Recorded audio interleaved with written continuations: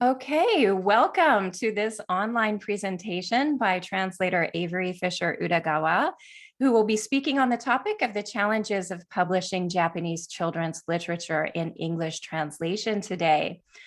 First, I'd like to thank Udagawa sensei for taking the time out of her busy schedule to talk to us. And I'd also like to thank the Kobe College Department of English for supporting this online event. Finally, I'd like to thank all of you for making the time to attend today. Some of you have had a chance to read some of Udagawa sensei's translations, so thank you for putting in that effort as well. And now let me introduce Udagawa sensei. She comes from the United States, from the state of Kansas, which is geographically located right about in the center of the United States. And she currently lives with her family in Thailand. After many years of studying Japanese and translating, she's based in Thailand now. She's also the translator coordinator for the Society of Children's Book Writers and Illustrators in Japan. And she's been the driving force behind the Translators on the Cover movement, which we've talked about in some of my classes. This issue about putting the translator's name on the cover of translated books. Her latest translation, Kashiwaba Sachiko's Temple Alley Summer, won the 2022 Batchelder Award for Translated Children's Literature for its publisher, Restless Books. And she has also translated Oketani Shogo's J-Boys, Kazuyo's World, Tokyo 1965, and several short stories in collections of Asian literature. And finally, she has also translated the bilingual picture book, My Japan by Etsuko Filiquet, and the Kamishibai Baby Chick by Junichi Kobayashi and illustrated by Eigoro Futama. I will put a link to Udagawa sensei's website in the chat for your reference. And today, I imagine the focus of her work may highlight a little bit Temple Alley Summer, her latest translation, but also what does it take to be a translator of Japanese literature into English? So Udagawa sensei, would you like to take it away? Sure. Thank you so much for that very flattering introduction. I am so grateful to the Kobe College Department of English and to Susan Jones for arranging this gathering of ours today. And I'm excited to present, but I'm also excited to receive your questions either during the presentation in the chat, as was mentioned, or afterward, either in the chat or verbally. So the title that I suggested for today was The Challenges of Publishing Japanese Children's Books in English Translation. I think sometimes there are barriers and difficulties and snags involved in that process that aren't visible to the general public that are kind of interesting, especially if you are studying translation. And so I will talk about a number of those challenges. In order to talk about those challenges, I'll also talk a little more about me. I hope that by hearing my personal story and perspective, you can get a pretty good sense of how the big challenges I describe in the industry might affect individual people and their decisions to translate Japanese children's books or not. So I'm giving very much a translator's perspective on this topic of challenges. I am not a publisher, I am not an editor, I am a translator. As was mentioned a moment ago, the first novel that I translated was J-Boys, Kazuo's World, Tokyo 1965, by Oketani-san, whom you see there. That is historical fiction for readers in the middle grades. And more recently, I had the real pleasure of translating Temple Alley Summer, Kimyoji Yokocho no Natsu by Sachiko Kashiwaba. And I just realized that the cover illustration I used for today's slide is an older version of the cover.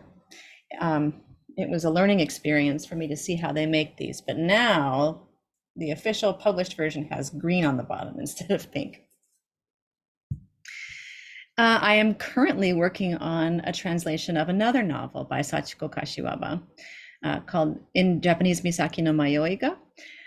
In English, it's looking like the title we will use is The House of the Lost on the Cape, because an animated version of this novel has already come out, including in English, and it uses the title The House of the Lost on the Cape. So that's what I'm working on now. Here are a couple of visuals to do with that animated version. I live in Thailand. Ironically, marrying a Japanese man led to moving to Thailand because he teaches music at an international school here. And so I think it's very cool that not only is Misaki no Mayoi ga animated, read and animated in Japan, but the animated version has also made its way to Thailand. And I'll be curious to see if the book gets translated into Thai as well as many other languages. So heading into today's talk, it's going to have kind of two parts. The first part is my story, kind of how I started my translation career. And then the second part will be the theme of challenges. Not so much challenges of translation, but challenges of publishing translations of Japanese children's books. And then we can get into translation issues after that if we like. So about my translation career and how it started, I had interest in Asia pretty early, but I was not able to access language study until rather late. So I'll walk you guys through that. And I'll also walk you through the different kinds of professional development I have found to be helpful, because often it's not clear what kind of professional development a translator of children's books should do. So I was born in Kansas, right in the middle of the United States. I grew up moving around the central and western portions of Kansas, often living in small towns. The smallest town I lived in was only about 1,100 people. The town that this picture was taken in was a very, for us, big town of about 40,000 people. And that's my 6th grade class. 6th grade there is the same as 6th grade in Japan. And I'm in the second row from the front, second from the right. As you can see from just a quick glance, surfaces of people don't tell us everything, but this was not a very diverse region of the country. It was not a racially or ethnically or linguistically diverse region of the country. A lot of kids, myself included, grew up speaking only English and mostly being around other people who spoke only English. And other languages that I tended to encounter were usually languages like Spanish, which was the language of immigrants coming north from Mexico and further south. But when I was small, I did get to meet exchange students from East Asia who came on the AFS program and other programs. These are a couple of students I met from Japan. That's me with the blonde hair and the really big brown glasses there. As you can see from the photo on the right, I knew nothing about taking shoes off in the house. I was also, I believe, very, very interested in the origami that you see on the left, because I'd never seen that done before. The exchange students would write their names in kanji in our journals and things, and oh, I thought that was the most amazing thing. It was so unusual where I lived. We also had some wonderful friends from South Korea when I was growing up. And these kinds of experiences, despite living in a not so diverse place, led to taking interest in East Asia and all of Asia later. Language study, like I mentioned before, came a lot later. I started in my 2nd year of university. I started at St. Olaf College, which was my Kobe college, and also studied for a very intensive summer at Indiana University in Bloomington, Indiana. And after my undergraduate years, I was very fortunate to be able to study intensively at Nanzan University in Nagoya, and also at the Inter-University Center, which we often just call the Senta in Yokohama. And then after that, even while living in Thailand, I did a master's degree in Japanese through a university in the UK. So my formal study has been kind of all over, and like I said, it started quite late. This is just a quick picture of St. Olaf College, and I have the short hair there. The teacher in the middle was one of my Japanese professors. She grew up in Tokyo, the daughter of missionaries, and first lived in the United States when she was in high school. So her personal experience, despite how similar we look in that picture, was almost the mirror opposite, very, very different. She moved to the US for the first time in the 60s in high school. So if you can imagine the cultural difficulties that she experienced, she has a lot of stories. So that was where I went to school. That was the Asian Studies majors. Even there in the Asian Studies department at our school, which was in the state of Minnesota, you can see there wasn't a lot of diversity, at least visible on the surface. But we did get very, very excited about East Asia. On the left, there are some photos I took on my first study trip to Japan in 2000. I took pictures in Akihabara of these keitais that I thought were so new and interesting. You see how old they look now? That was the cool new thing in Akihabara at the time I was first studying Japanese. And you can also see my katakana name there. That was the name I used before getting married. Avery it could be put into katakana in easier ways, but I keep it this way because a teacher to whom I am very greatly indebted passed away suddenly in a car accident in Minnesota on the icy roads when I was still in school. And so in memory of her, I keep the name that she gave me in my very first Japanese class. Here is a picture of what may look like a prison, but it is actually a very large dormitory in Bloomington, Indiana, called Eigenman Hall. And after I started Japanese in my second year of college, I could tell that I wanted to do Japanese more and a lot and seriously. And so I emptied my bank account, which had money from my part-time jobs. And I went to an 8-week Japanese immersion school at Indiana University. And we all of the students were in university or above. We all lived in Eigenman Hall, and we all pledged to only use Japanese for 8 weeks with each other. And so here in this prison-like complex was where I first had to, in the middle of Indiana, in the middle of the US, was the first place I had to use Japanese all day. I wanted to show just a couple more quick pictures from my university because this will come up later. I was very involved in music, which I suspect that some of those watching also are. Okay. Then I studied in Nagoya. I'll speed up a little bit here, but another small Christian college, as it happened. This Nanzan is a Catholic university with a very intensive Japanese language study program, for which I was very grateful. There are some of my vocabulary sheets from that time.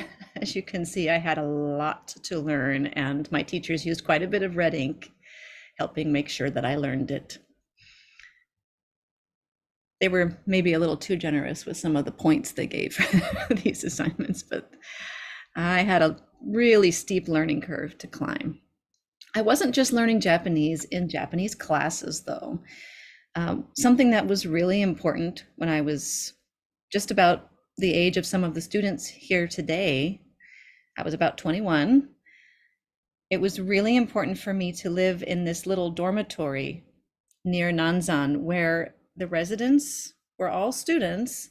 Some of them were Japanese, some of them were American like me, but there were also some who were Indonesian and Romanian and Korean. And I'm probably leaving one or two nationalities out. We had some folks who were with us for just a short time, but because we came from so many places, we again had to use Japanese all the time because that was the one common language. Not everybody spoke English. You can also see an older gentleman with us at the airport there. This is Mr. Totoki. His name was written like Juji, 10 o'clock. And Mr. Totoki lived in Nagoya, was a retired accountant from the university, single man who made it his mission to help exchange students just out of his own goodness. He would take us hiking in the mountains and help us. I learned the names of plants that I didn't know because of Mr. Totoki. He would take us to restaurants and concerts and do different things to help us gain language experience, which is so important in addition to language study, because there are so many things that don't come up in a classroom. If there's one thing you might take from my presentation today, I hope it is the idea that you too can be a Mr. Totoki to other people. You can help them to learn about your culture and your language. Something else that I did that was more in the category of experience when I was learning Japanese, which ultimately led to translating children's literature, was studying short Japanese poems, haiku and tanka, and studying the groups that make them.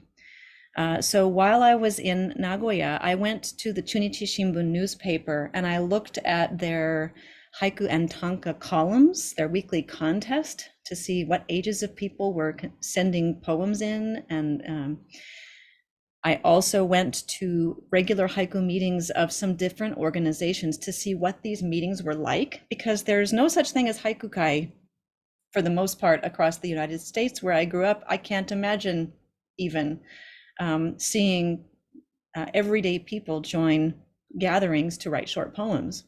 But in the middle there, you see Mayuzumi Madoka, who is kind of a celebrity maker of haiku. And I went to some of her gatherings. She had haiku clubs all over the country, including this one in Nagoya with a lot of women. And then on the right, I'm at a renkukai there with Kokushi Ono. Ono Kokushi is an amazing poet whose works I highly recommend. And going to his gatherings, he, unlike Mayuzumi Madoka, is part of a very traditional poetry organization that traces its lineage all the way back to a disciple of Basho. And so going to these different gatherings and places and having these different experiences were also part of my journey. All right. Some more haikukai. You can see our tanzaku there. This was the age when Denshi Jisho were new. We thought we were so cool sitting there with our word tanks. And here were some of my notes from those times.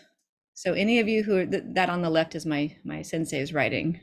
Definitely not his writing is much more beautiful. I had to annotate a lot to understand even the very basics that he was writing down, but he patiently helped. And then I studied a bit in Yokohama. Now, this is the same picture I showed a little bit earlier, but after a few years of that intensive formal study and experience, I got married to the person who is the reason I'm in Bangkok right now. And we were in the same concert band, had been in the same concert band in the United States at St. Olaf College. You can see him, whoops, hopefully, back there with his euphonium. Okay, and by now maybe some of you have noticed that I'm over here with my oboe. So that was how we first met. And in fact, when I was studying in Yokohama, I was homestaying with his parents.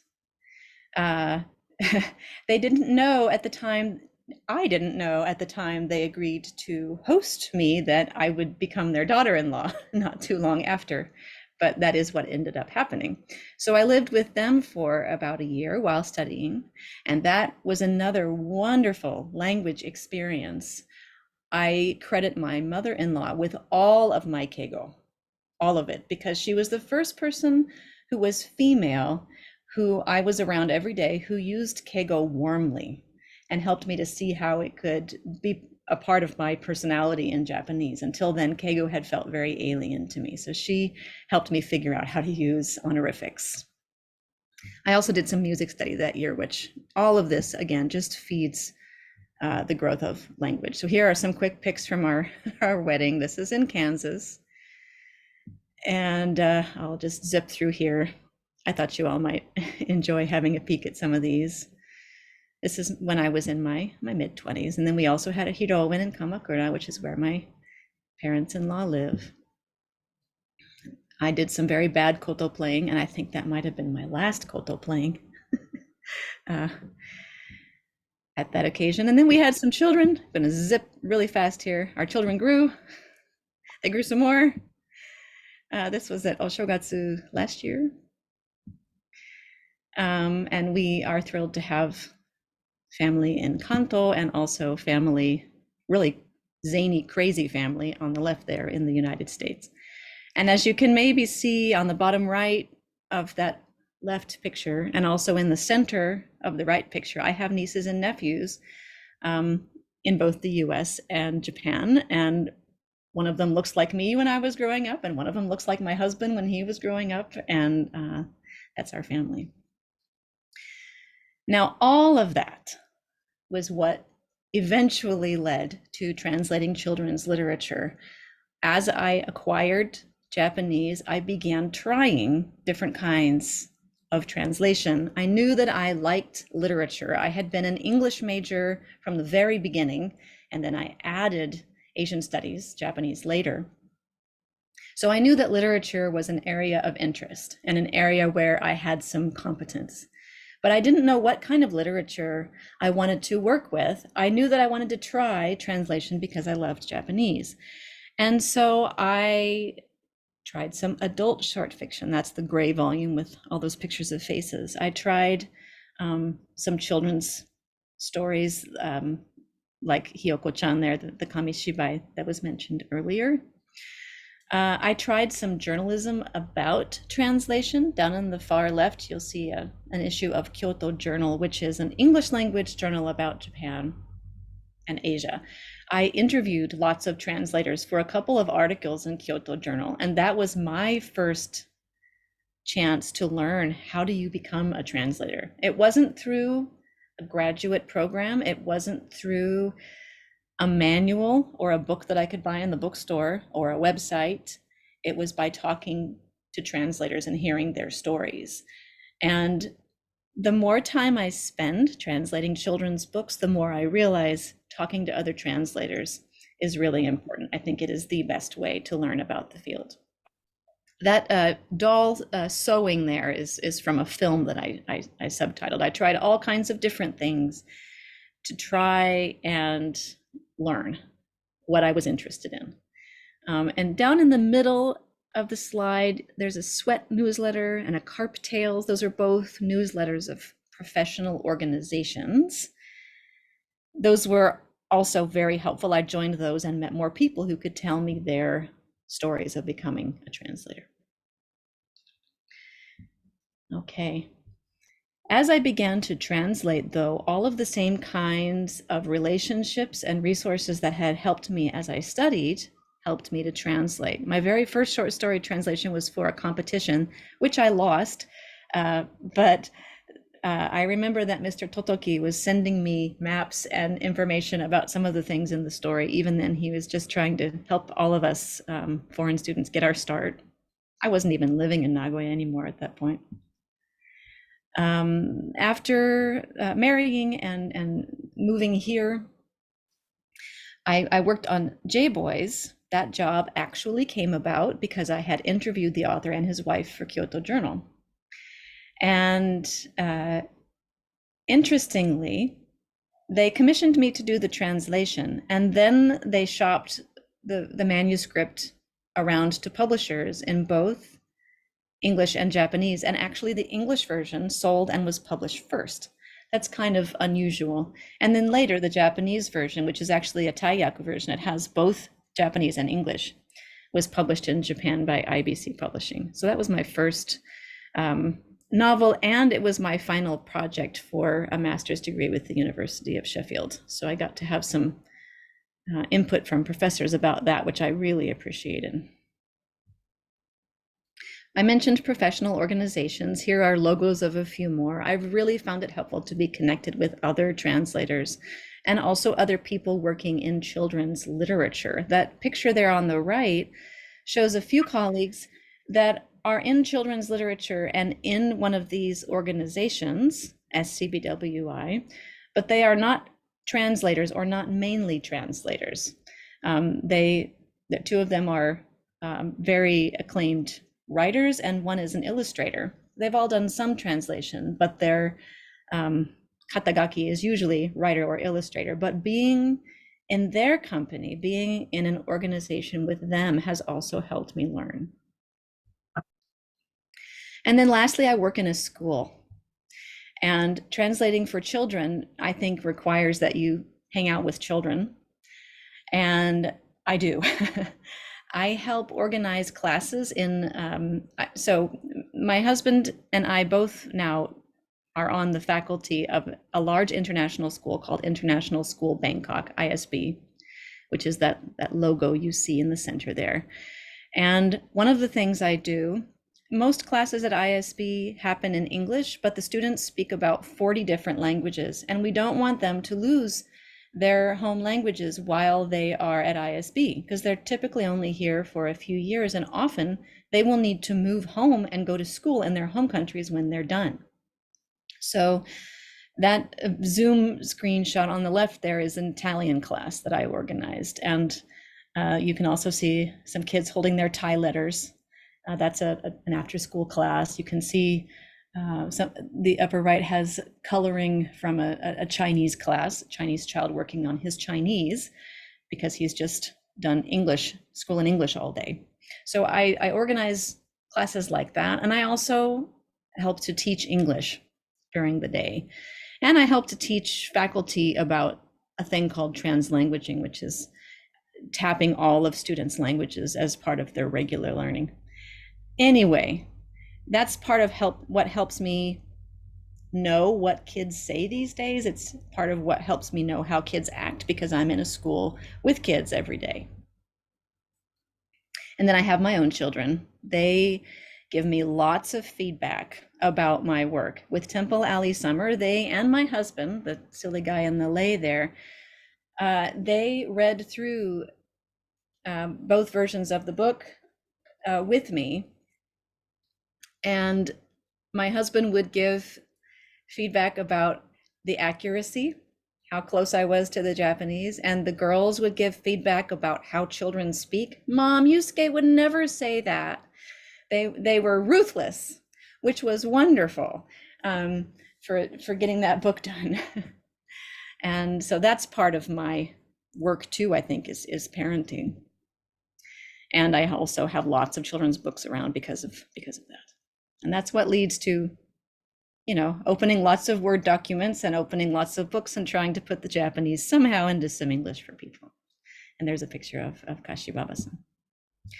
Okay, that was a lot about me, about getting interested in Asia, about acquiring language through formal study and through experience, and through professional development, which again was sometimes in classes, but often was not. Often it was me going out and seeking people to tell me their stories. I hope that might be of some use to those of you thinking about translation. I don't think you have to have early interest in it, but you definitely have to have strong interest. And your language study might happen at different times in your life, but it does take a strong commitment. And then you have to develop in your particular professional specialty. Okay, let's move on to how that might connect to the challenges of publishing Japanese children's literature in English translation. I would like to tell you a little bit about Japan's robust, amazing, wonderful, thriving children's book publishing industry. I really think it's a wonder.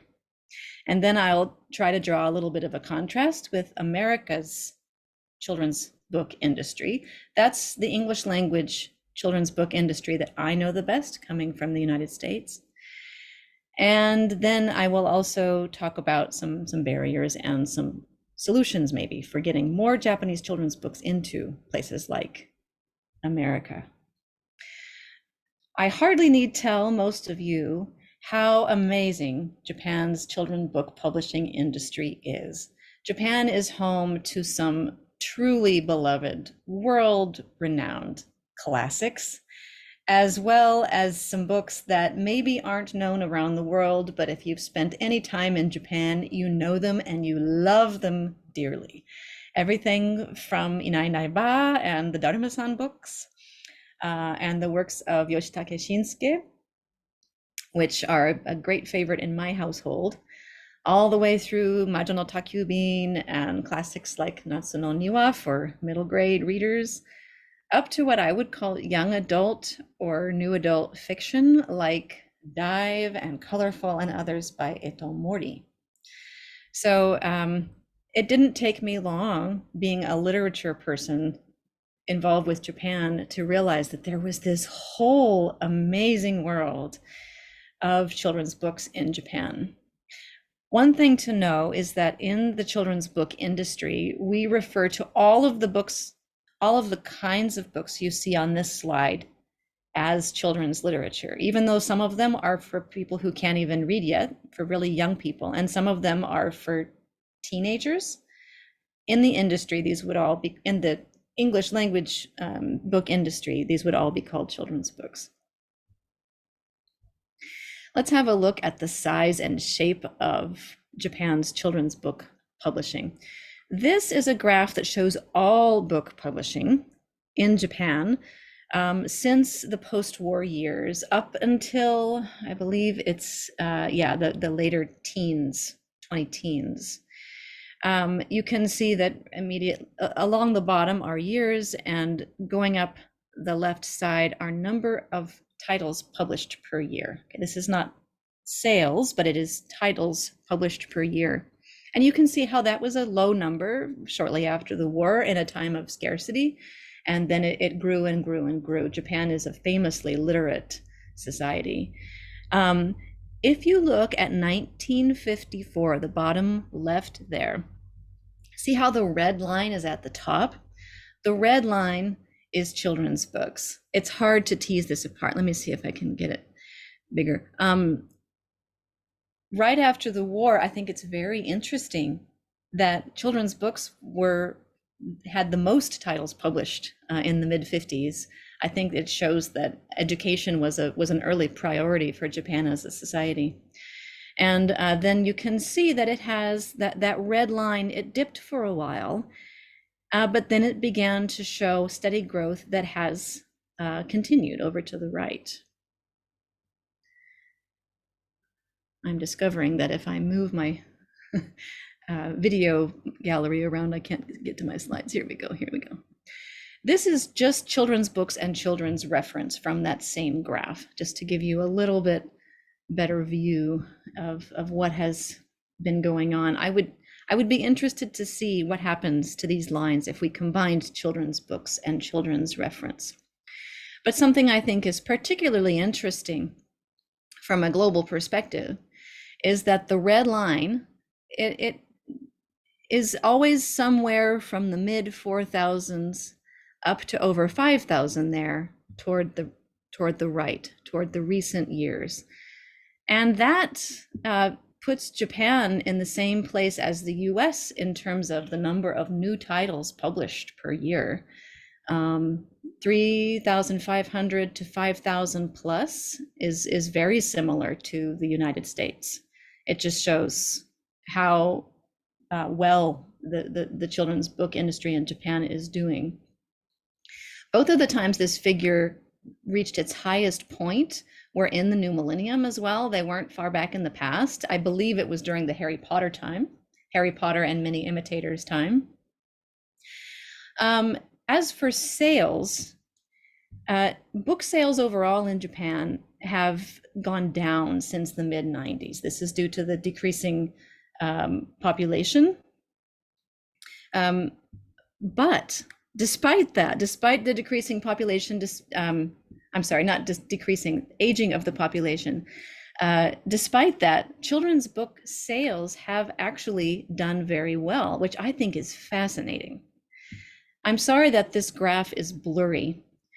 This shows changes in children's book sales with the brown line, and it shows the population, it shows children's book sales with the blue bars.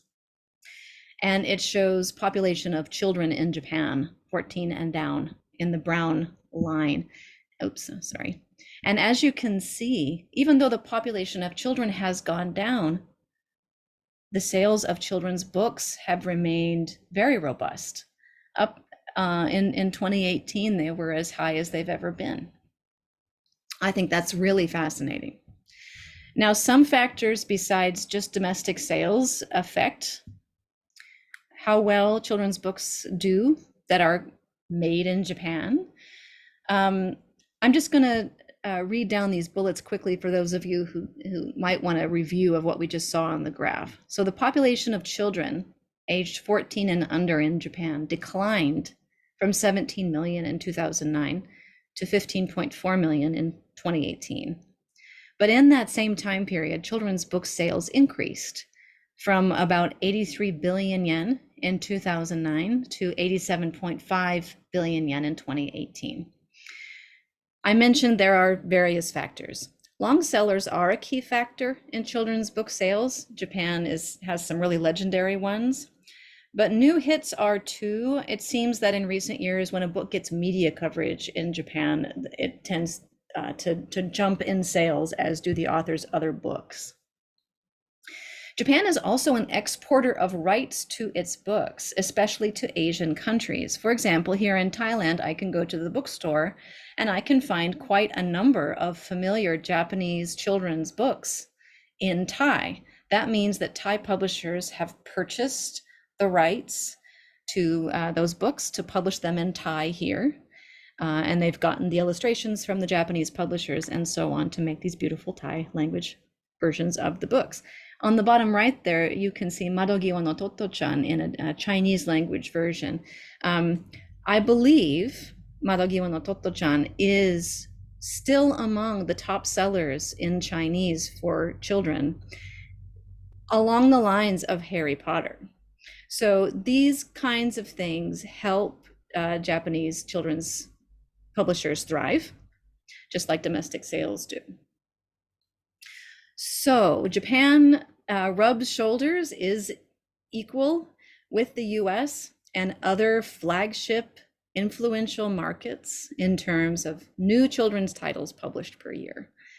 And Japan has maintained sales despite its decreasing population of youth. How about the quality of the books? Well, you can probably guess my feelings about the quality of Japanese children's books. They are amazing. Just looking at winners of the International Hans Christian Andersen Award, which is often nicknamed the Nobel Prize for Children's Literature, Japan has had 5 winners since the 1980s. And that is just the tip of the iceberg. That's just the beginning. There are many, many internationally known, accomplished authors and illustrators in Japan. So when I think about challenges to getting Japanese children's books published in English, it is not a challenge to find good books. There are lots. Now, here's one interesting thing about Japan's children's book industry. Translations from overseas, Akira Nogami has said, are estimated to be down to about 15% of all children's books. And we wonder if this is a reflection of the times. He wonders if Japanese society is becoming more inward looking. I find it very interesting that he says translations from overseas are estimated to be down to about 15%. In Japan, translations have accounted for up to 40% of children's books in different years. So I can see why he says it in terms of numbers, but oh my goodness, 15%. If America could get up to 15% of its children's books to be translations, I would be so happy. Here's a look at an industry that is truly inward looking. America. This is a graph of children's books in English translation published in the US. This is only since the mid-1990s when I could find data. Up the left side, you'll see years, and in the columns next to that, you will see either the estimated number of books published that year, and if you look at the mid-90s and early 2000s, you can see that, yeah, it's around 5,000, just like Japan. After that, this particular institute, the Cooperative Children's Book Center at the University of Wisconsin-Madison, stopped giving an estimated figure, and they gave the exact number of books they received. Generally, publishers send a copy of the books they publish to the CCBC. But that number looks lower because I think not every publisher does. Small publishers sometimes can't afford it. More recently, the pandemic got in the way, things like that. So that's the number of children's titles published every year in the US. And then in the, let's see, third column from the right, you can see the number of books in translation per year. And that is a very sad low number. That's all the languages of the world translated into English for young readers in the United States. And when I figured up a percentage, you can see that I arrived at 1%, 2%, 3%, 4%, depending on the year. Now, there are different ways to analyze this mathematically, but just a very simple way is to do an average, which I have at the bottom right. Yes, the percentage of children's titles published in the US that are translations has climbed in recent years. But if you average the figures since the mid-90s, just do a straight average, it's still only around 3%. And wow, we have a long way to go to become like Japan. This is what 3% looks like. That little sliver is all the translations for children from all the languages of the world published annually in the US, if you take the average figure. And all the rest of the pie represents books that were originally written in English, 97%. There's also a problem with the representation of the world's cultures and languages in the books that are published. Now, this graph does not show all translations. This is languages of the authors of books that won the Batchelder Award or the Batchelder Honor in the United States since it was created in the mid-60s. I decided to look at these books because in the US, books that win the Batchelder Award and Honor tend to be bought by libraries because the awards are given by the American Library Association. So these are arguably the most well-known translations for children published in the US since the late 60s. And you can see that the vast majority, almost 80%, are translations from European languages. Asia only has 10%. It was a little bit tricky to decide where to categorize certain languages. Does French from Lebanon belong in the Middle East, or does it belong in Europe? Does Russian belong in Europe, or does it belong in Asia? You could definitely argue with the categories that I chose for these different languages. But I still think this illustrates a troubling pattern. First of all, we know that not many translations for children are published. And we also know that the most prominent translations, the ones that go into libraries, it seems, tend to come from European languages. And that's a very skewed representation of humanity, considering that about 60% of humanity is Asian. Why is it like this? Why is it so skewed?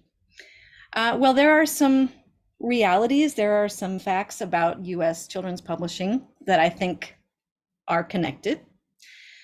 The most famous awards in the United States for children's books are the Newbery and the Caldecott medals for books written and published for children. If a book wins one of these awards, it will never go out of print. The sales will probably jump so much that the author or the illustrator can live as an author or illustrator for the rest of their life. It really changes the sales of a book and the longevity of a book. Publishers and authors and illustrators want to win these awards, and they can only go to a US resident or citizen. So that is one factor. When a translation can't win the most prominent award, a publisher might be less inclined to publish translations. Publishers in the United States also tend to have, when they have international networks, they tend to have established networks in Europe, just due to geography, also cultural closeness, cultural proximity. The languages and the cultures of the US and a number of European cultures share a lot more features. Often in US publishing discussions, it's odd, but Asian and Asian American, Japanese and Japanese American tend to get conflated or combined when people in publishing are talking about which kinds of books are being published, which kinds of books are still needed. There's a fair number of books, arguably not enough, but a fair number of books published by Asian American and Japanese American authors. And so sometimes publishing people in the United States think, oh, we've got plenty. And they don't realize that books from authors in or of Asia, authors in Japan, are not represented very well. Okay, there's also a little problem or a big problem in the US with acceptance of armchair authorship. This is a term I use to mean an American author who has never lived in or studied a country outside the United States, doing some research and publishing a book about it, and that becoming the authoritative text for children. Publishers have been more willing to accept this than maybe they have with adult books. That's my own just personal take. I don't have hard data for that one, but I think it is a factor. Also, American publishing people have talked a lot in recent years about how we need diverse books by a diversity of races and people from different cultures and people with different abilities. But there has been a delay, I feel, connecting that diversity movement with stories from the world's cultures. There has been a real need in the United States, and this is connected with the very active civil rights movement there right now. There is a need for greater representation of minority groups in the United States, but there has been, maybe because of so much focus on that, there has not been a lot of focus on authors from outside the United States writing in languages other than English. The diversity conversation usually focuses on US authors writing in English. I think I'm getting close to the end of my barriers, but here are a few more. There is a lack of US editors and publishers who have experience with Japan, or even international experience. And I think this is because of how they become editors. We're all kind of formed by the different kinds of learning we do as we grow. And to become an editor in New York, often what people have to do is major in English, intern in New York at a publishing house, attend US publishing training institutes in the US, and then apprentice with a more experienced editor.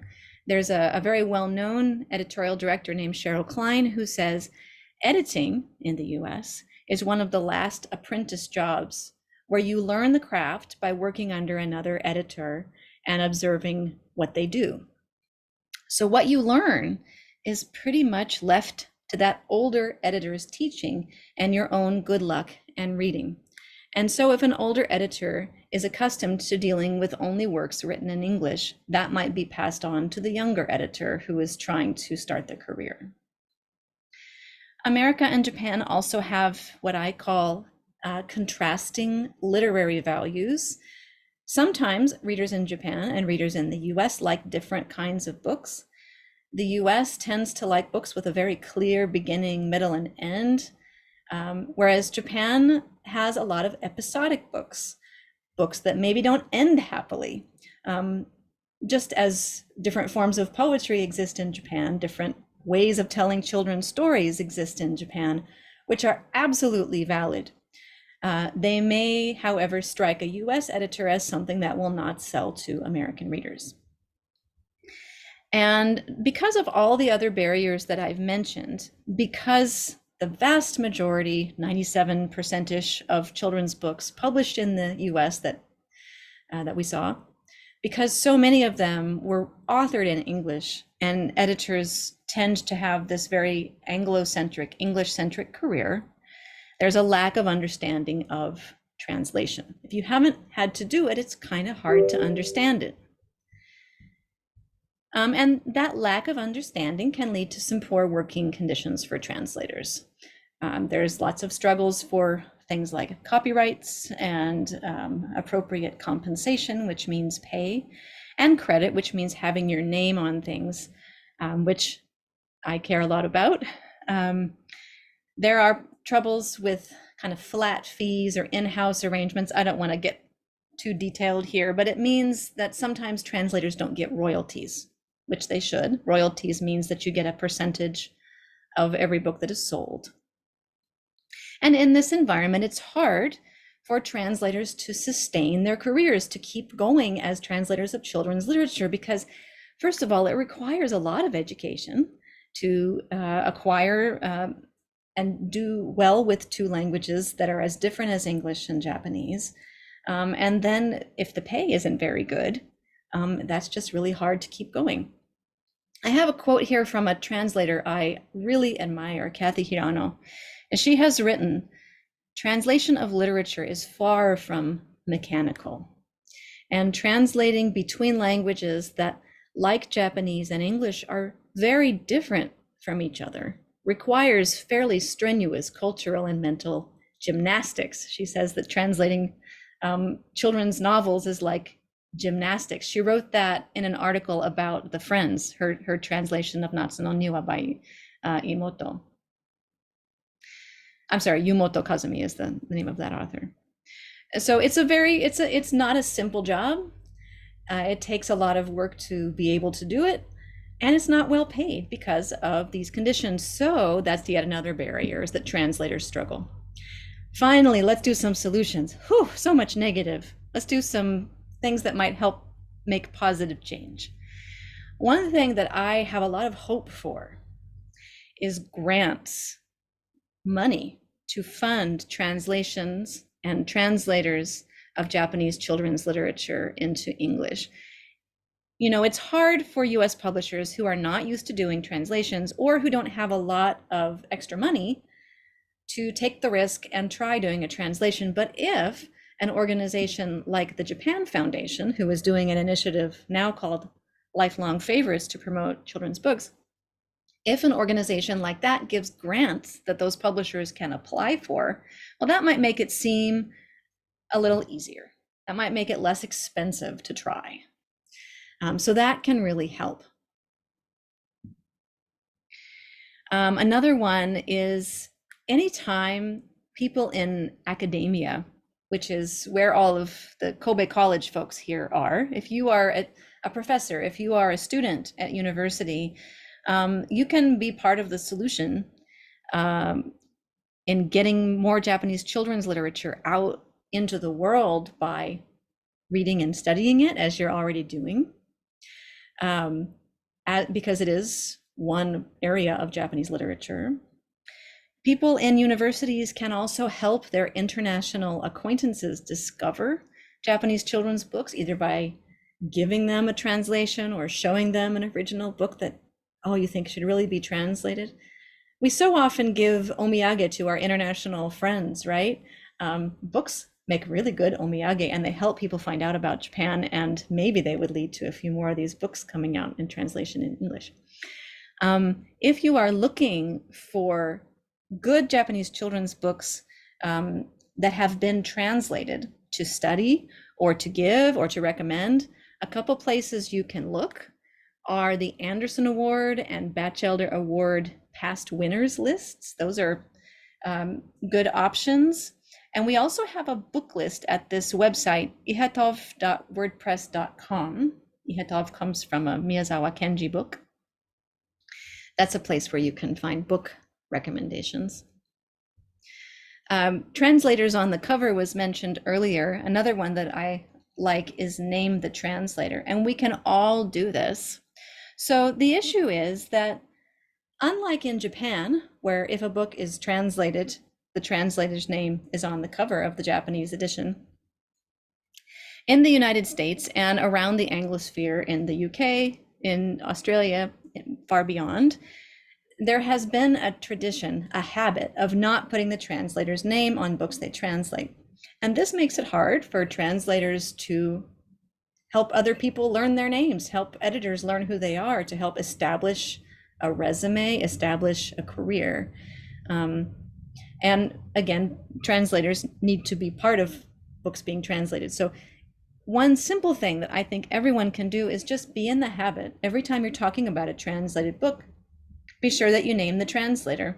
It's kind of like if you were talking about an album of piano music composed by Chopin, you would also mention the pianist. If you were talking about a play written by Shakespeare, you might also talk about the actor who performed a certain part.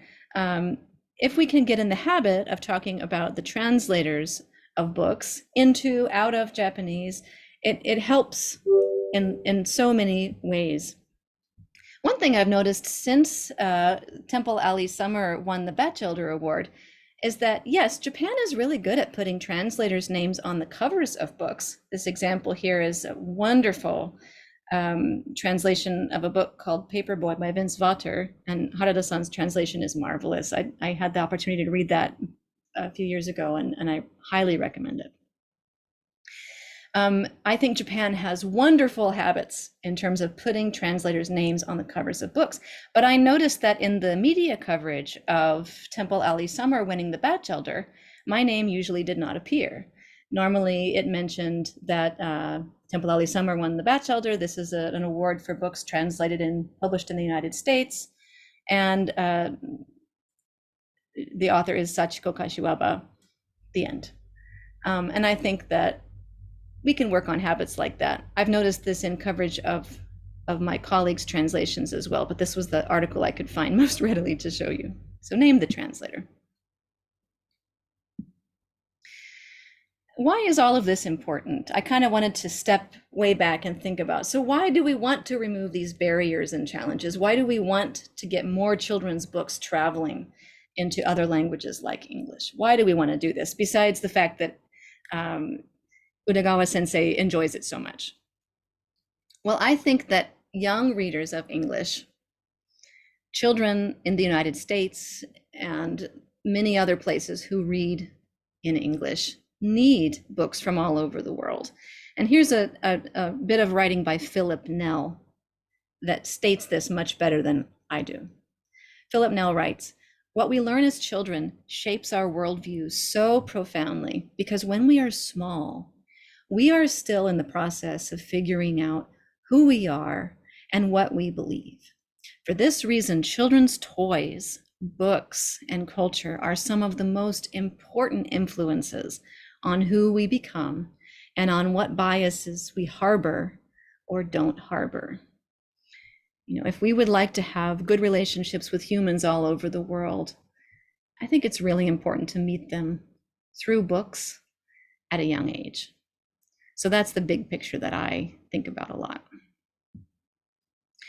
This is a lot of resources here, which you are welcome to screenshot if you are watching this and want to learn more about any of these bits of information that I shared so quickly today. And I think I will stop there for now. This is a picture with Kashiwaba-san. And I might even stop sharing so that I can see the chat a bit better and do Q&A. Would that be okay from your side? Okay, I'm going to stop my share. All right.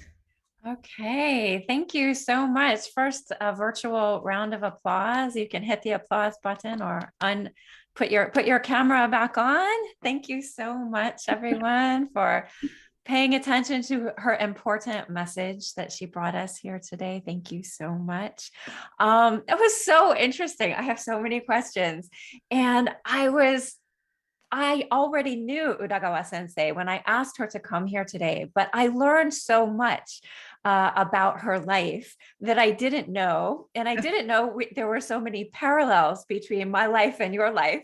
I was really surprised to see that we both grew up in a really racially and linguistically not diverse place. And we both got this early spark to study Japanese. We both hosted Asian exchange students in our home. We have a lot of parallels. We both studied at Indiana University language immersion. Yes, I was there too. So there's so many parallels here. My jaw was dropping as I looked at the first part of your presentation. Oh my goodness. I know. And it almost begs the question, and it supports really what you're saying, that the stuff that we get as small children, the input that we get, the people that we meet, our parents both made sure that even though we're growing up in this insulated, not ethnically diverse area, we both had connections with people from Asia. And we hosted exchange students, and we made it a point to reach out and find those cultures. They weren't right there for us. We had to find them. And how important was that in the trajectory of our lives, you and I in particular? Now we're both translators of Japanese. This is amazing. So it just supports what you're saying, that those early inputs, whether it be through the interpersonal connection or through books that we read, this is so impactful to a child.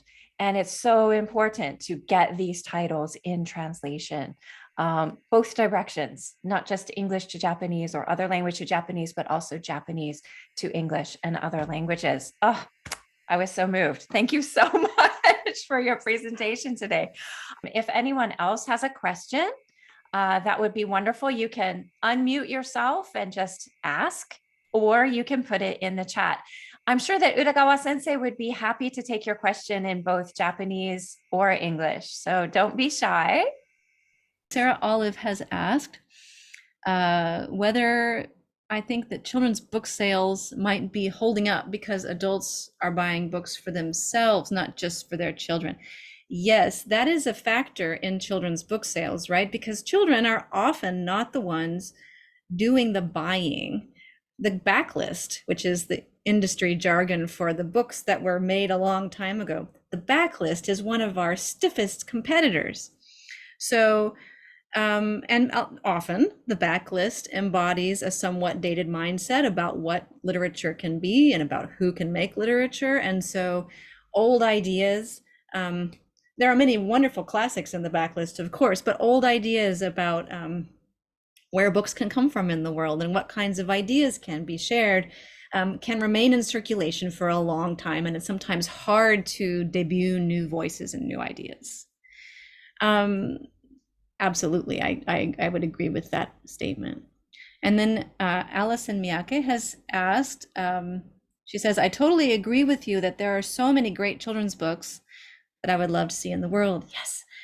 How do projects typically start? As a request for a publisher, or have you ever taken a favorite book and tried to sell it? I have done both. J-Boys was a request, a commission from, in that case, the author and his wife. And in the case of Temple Alley Summer, it was a favorite book that I tried to sell, and it took a long, long time. So I first read Temple Alley's Summer, I think in about the summer of 2012, so about 10 years ago. It was shortly after I had translated a short story by Sachiko Kashiwaba for an anthology called Tomo, which came out in March of 2012. This is an anthology of Japan-related stories for teens that is still available as an ebook. Now, none of us got any payment for contributing to this. This was a benefit project, a charity project to help teen victims of 311. But it is good reading for teens in English about Japan if you're looking for a digital title. Anyway, translating one story of hers for this led me to read other works of hers.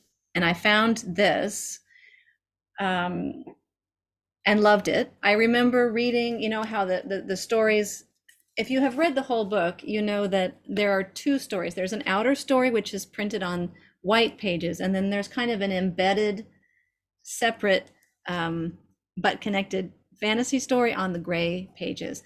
And every time I would get to the end of a white section, I would be so impatient because I was going to have to read a gray section before I could find out what happened in the next white section. And then every time I got to the end of a gray section, I would be in such suspense because I was going to have to stop and read the white again before I could get to the rest of the gray section. And that told me that this is a pretty entertaining book.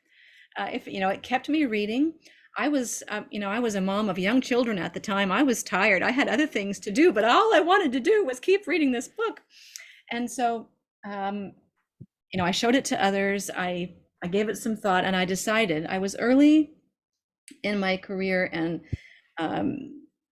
didn't think that a job like this was going to just land in my lap because people didn't know who I was yet. And so I went ahead and started translating it. If you are translating something just for practice, that is fine to do. That is a way of learning about translation. I began to translate it, and then came upon a competition that I realized it could be submitted to. And so then at that point, I made sure to get the author's permission to submit my translation of the full novel for this competition. It did not win the competition, but that left us with a full manuscript, which then I shopped around to different publishers. I would contact them, say, hey, this book looks like the kind of thing you publish. The author has won lots of awards in Japan. She's been publishing for more than 30 years. She's beloved in many Japanese households. Would you take a look? And that process I started sending it out. It took a few years to get it done because I wasn't, being paid. So doing it in my own time took until about the mid-teens, and then it didn't get a publisher until during the pandemic. In fact, Restless Books, who ended up publishing it, did not exist at the time I started sending it out. It's a small publisher that really focuses on international and immigrant voices. And several of those smaller houses have sprung up in recent years, which I think is a good sign, but they weren't quite so numerous when I first started sending it out. So it took years. It took a lot of persistence, and I wasn't paid for it at all for a very long time. And without this, I don't think that Kashiwaba-san would have really debuted in English, which is why it feels a little weird to me when the book gets covered in the media with only her name and the efforts of the translator are just ignored. They don't have enough space for that. Not every book happens that way. Sometimes they happen on commission. In fact, Misaki no Mayoiga, which I'm working on with the publisher now, was something that they took the initiative on. They inquired about the rights themselves, and then we decided that I would translate it. And that has been an interesting experience too, because that's to a deadline. They decided they wanted to do it, and I had to get it done, even though I have school, even though I have kids. I couldn't wait like I did with Temple Alley Summer. So books can happen. The process can start in lots of different ways. Just really quickly, some other ways that publishers might find out about books to commission translations of include international book fairs. There's a big one in Bologna in the spring and Frankfurt in the fall. That again speaks to the, a lot of US publishers go to those, and they are both in Europe. You know, it speaks to how a lot of the networks have been centered there for a long time. But fairs are one way, and Japanese publishers do go to fairs. I noticed that Kodansha at the recent Frankfurt Book Fair was really using the Batchelder to try and sell rights to more of Kashiwaba-san's works. And I think the German rights have sold for Kimyoji, so I'm excited about that. And for her, that's great. Increasingly, Zoom meetings and such are also helping publishers to find out about books. Also, translators collectively, just like academics, can help to put the word out about translations. There is an excellent organization called World Kidlit, or Project World Kidlit, which runs something called World Kidlit Month every September now. Their website offers lots of good resources, and I am pretty sure that some new books have happened because publishers have seen that website. So I think grassroots activity of all different kinds and top-down activity can lead to books. I have been getting some very long answers. Yeah, can I ask a follow-up question to something you just said? You mentioned that the rights for Temple Alley Summer had just been picked up in Germany, and that might be, you know, a sort of knock-on effect. That might be the effect of having a successful publication in English translation. So that gives a German publisher confidence to take the title and publish it in German. When a book is picked up for other language publications, does the translator look at the English translation in order to translate, or are they usually translating from the source language directly from the Japanese? Do you have any experience with that or any knowledge about that? My understanding from speaking with other Asia-based translators is that that kind of thing, like translating from the English or relying heavily on the English version, tends to happen when there is a paucity, a very low number of translators working in a certain language pair, like from Indonesian to Norwegian, for example. You might not have too many children's literature specialists working in that pair and direction, and so someone might work from the English in order to get that book into the target language. It is generally seen as not the best option, not the optimal way. Translation involves necessarily a fair amount of interpretation, and as faithful as we all endeavor to be, at some points we do have to make interpretative decisions. And so a translation of a translation is a translation of that translator's interpretation. And a translation directly from the source text is a translation directly from the source text being interpreted by just the one translator. So if possible, people aim for that. Sure, that makes sense. That makes sense. Okay, great. Does anyone else have any questions? You can use Japanese if you wish to put your question in the chat. I apologize for the mute situation. This has never happened to me in the 3 years that I've been using Zoom for classes. I don't know what's happening. Zoom is Zoom, yeah. Mana Yamashita, one of my students, is asking, I'd like to ask you about Temple Alley Summer translation. Why did you keep gya and joro joro, which are the first section in the book? They're from the first chapter, which we read in class.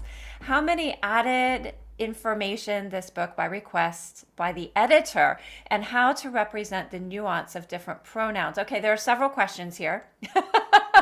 So why did you keep the Japanese gya and joro joro? These are gya is a sound of shouting in surprise, and joro joro is the sound of the main character taking a tinkle out of his window onto the rooftop.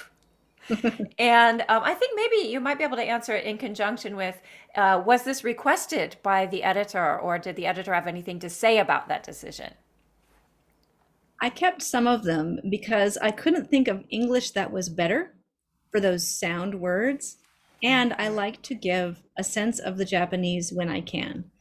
I'm always trying to create the same effect as the story. And usually that requires using English for an English language reader. But I think an English language reader can understand Joro Joro just fine, especially if I've just explained that he's peeing out the window.